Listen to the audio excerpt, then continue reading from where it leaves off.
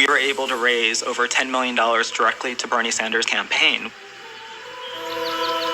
At some of the field offices, people would come through the door and they would say, "How do I get involved? I have never voted in my life." One of Bernie's messages after he lost his presidential run was that local people could take back the power and we could run for office. I met a local political organizer in my town of Collingswood. He was putting together a slate of progressive candidates. I thought that was a brilliant idea. It was exactly what Bernie wanted us to do, and I signed the form and we were running for office. I don't think when I was out there getting a corporate sponsor that I realized that in 16 years I would be an elected official in New Jersey. I'm going to stay on this path and I'm going to continue down this political route until we have the progressive party of the future. Historically, progressive movements were more interested about building power in the streets, which is an important thing, and they kind of neglected running for office. I think now progressives are starting to see the nature of power, where it lies, and the reason to contest for it. Now we have thousands of people saying, "Hey, I want to run for office." It's common to say now that the Sanders campaign failed. I think that's a mistake. I think it was an extraordinary success, completely shifted the arena of debate and discussion. Issues that were unthinkable a couple of years ago are now right in the middle of attention. The Sanders campaign took to the larger political stage the kind of politics being practiced by local politicians like Sawant, Colau, and Barrett. Electoral politics interwoven with grassroots activism. Some form of Green New Deal is essential for the survival of humanity.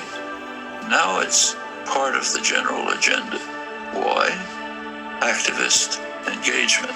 Young people, they receive support from Alexandria Ocasio-Cortez and other young legislators who came into office as part of the Sanders-inspired popular wave.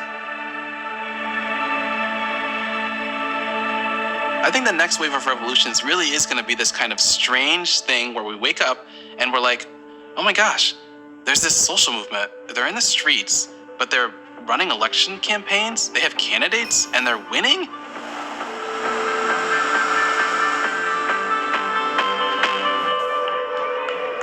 Whatever form it takes, change always begins with organizing.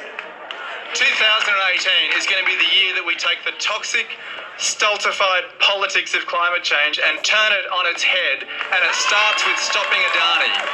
Our aim is to move the world away from fossil fuels as fast as possible. The Wangan and Jagalingou people have a different struggle, which is to protect their land and to win land rights.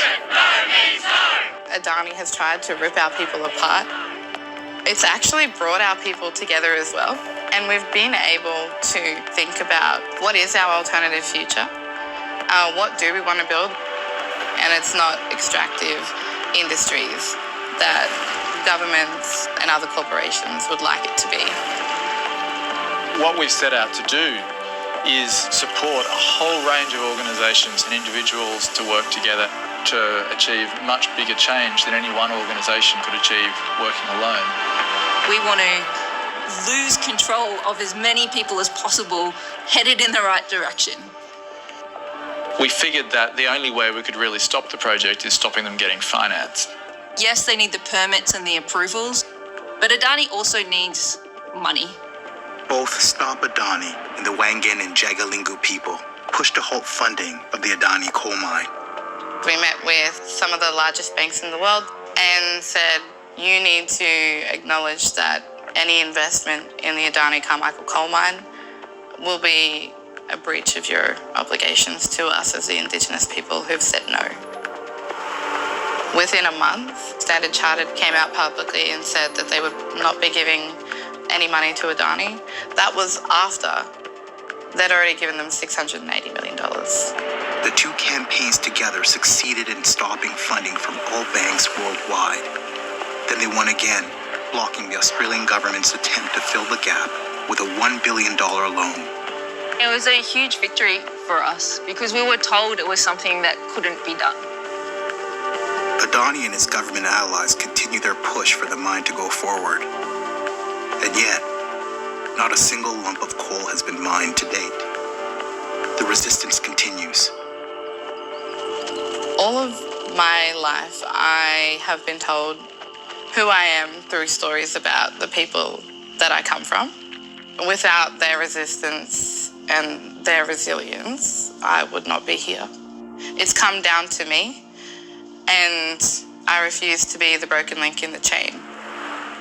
The fight over the Adani coal mine has become a symbol whether corporations can continue to ride roughshod over the wishes of the community and create a future that is in their financial interests alone, or whether the community actually can build enough power to say, no, that is not the future we want. We want a safe future with a safe climate for everybody.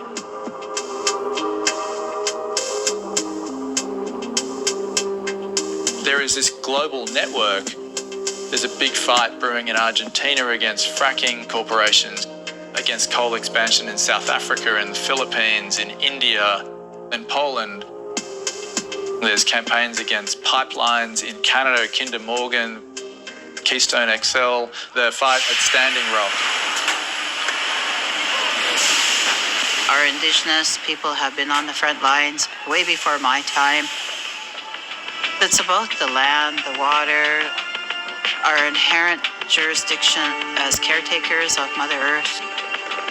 But it's not just an Indigenous struggle. It's a struggle of humanity. We need to come together to push back the corporate agenda. All people, all races are beginning to realize we're in this together. We will rise! We will rise! You cannot unring a bell. Our civilization is being sacrificed for the opportunity of a very small number of people to continue making enormous amounts of money.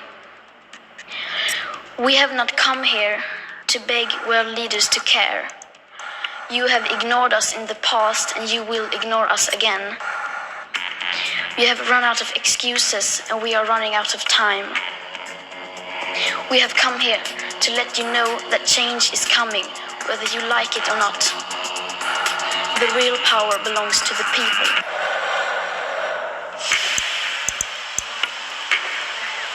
If we're really wanting to address the deep problems of social, racial, and gender injustice in our society, then we need to think of lessons from history. One thing that's remarkable is just that people keep struggling. That in the worst situations, people will always fight. Even when you thought nothing was possible, you look at the political situation and think how bad it is, then something beautiful and inspiring comes out.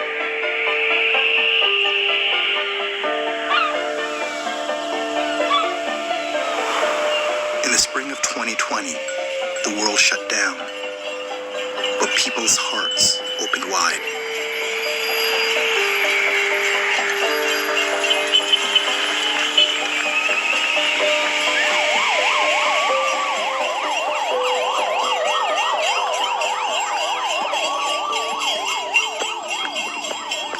One of the most beautiful things I've seen during the crisis is the way workers in a variety of sectors have refused to go along with putting workers in danger.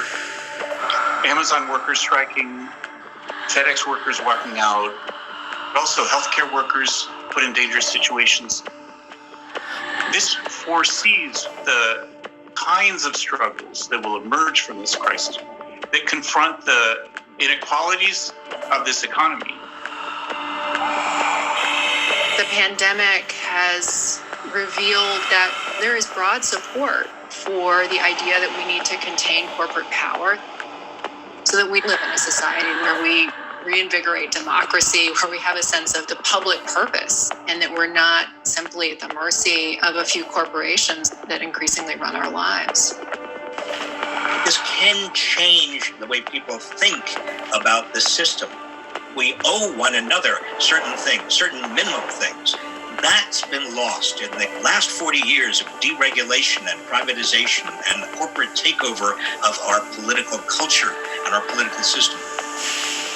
It is starting to dawn on society as a whole that we're not going to go back to the old normal. There is no such world, because the pandemic has revealed that the system is incapable of addressing even the most basic needs of our society.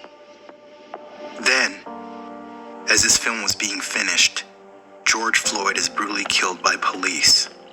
A flashpoint that ignites an uprising. Thousands took to the streets, demanding justice for George Floyd. The death of a black man pleading that he can't breathe as a white officer was kneeling on his neck. Justice! Yeah! Imagine how angry, desperate you would have to be to come out and protest in the historical pandemic that has had a disproportionately horrendous impact in Black communities. Take your knee off our neck! Take your knee off our neck! The democracy is trying to breathe because of the weight of poverty on our neck and the denial of health care on our neck. Because what's happening is, metaphorically, the whole culture is saying we can't breathe. Despite sometimes brutal police repression, the protests grew and began to target broader injustices and distorted priorities. Look at the gear and the equipment that they have compared to hospital workers dressing themselves in garbage bags, being forced to use the same N95 masks for weeks at a time. The protests quickly became about more than racist policing, confronting the echoes of corporate capitalism's racist past. Capitalism is racial capitalism. The Industrial Revolution, which pivoted around the production of capital, was enabled by slave labor in the U.S. There are calls to rethink who we choose to honor from our past. Monuments to men who were once honored, now viewed by a new generation as symbols of racism and colonialism. People are protesting because they know it doesn't have to be like this. People only protest what they believe can be changed. If folk didn't protest, that meant we really would be in trouble. I don't believe these are just protests against police brutality. We're seeing the convergence of a class rebellion with racism at the center of it.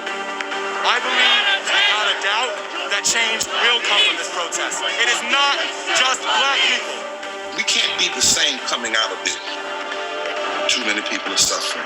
We must make our political system respond. We must do it in our deepest moral and nonviolent, I believe, traditions. But it must not be weak. It has to be strong. It has to last for an election and beyond an election. There is a whole new spirit out there that's saying 500 years of colonialism is enough, 200 years of corporate rule is enough, 200 years of the building of a fossil fuel age is enough. I see people who are waking up to the realization that no, you don't go start an app if you want to change the world. You actually try to change the world and de-rig a rigged system. And in a moment like this, if you're not working at that level on those kinds of things, you have to really ask yourself, what was your role in this moment in history? We've been here before. We've been at a place where my ancestors were bought and sold for profit. We've been at a place where people routinely died on the job. And over time, movements of ordinary people have broken the chains and have held corporations and powerful people accountable and changed the rules so that more people can flourish and feel truly free. I think we are in the midst of another one of those movements right now, where a lot of people all across the world are saying, enough is enough.